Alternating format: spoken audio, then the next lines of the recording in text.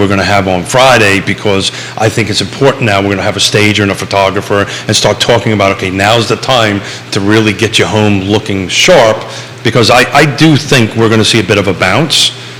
Nobody really knows, because the magic crystal balls and wands are not doing it. But I want to go back to the agent question, right? We've been around, we're not BS people, right? Do you think we're going to see less agents this time next year, and if so, how many? I think that... Does the hobbyist agent go away? Thank you. Very straightforward. Does the hobbyist agent?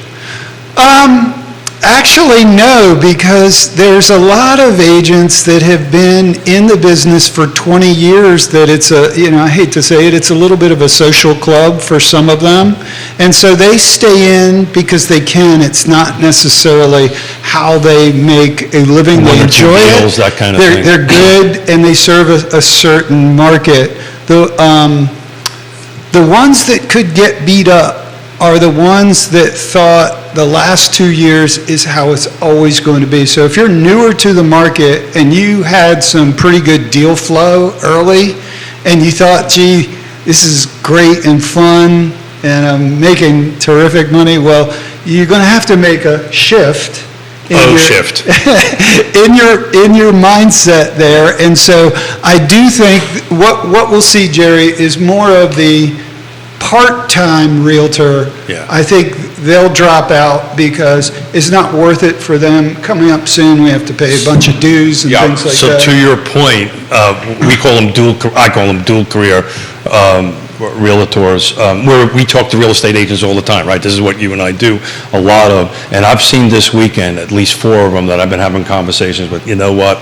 I'm going to focus on this career, and I'm not going to focus on the real estate career. So I think you're going to see, numbers-wise, a substantial change. I believe it's 50%, I may be wrong, but 50% of the car agents just do 1 or 2 deals or 0 deals.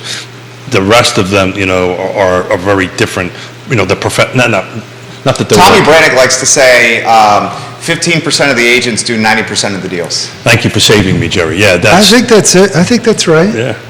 It used to be 20%, and that number may just constantly go down, which encourages me, and I don't mean this, to speak negatively about it, but when I've got Jeff Gaffney on the other side, I know you're a pro, I know, and there's always problems. There is always problems. And the second thing I've known from doing this for 3.5 decades is now's the time when weird stuff starts happening, right? Every deal, always something strange pops up that didn't happen this time last year. And that's when you need the pro on both sides to navigate your way through. Let me give some encouragement, though, to that newer agent. I don't want them to think I've thrown them under the bus. I have seen in the last few years, a very good inflow of some excellent real estate agents that I think can make it. Part of it will be a lifestyle decision for them. Is this how they want to make a living? But I'm very impressed in general with the quality of agents at Carr. Yeah, I would agree. Very impressed. We get at the national level noted for that all the time. Carr is Charlottesville Area Association of Realtors. This is a great question from Wild Bill McChen.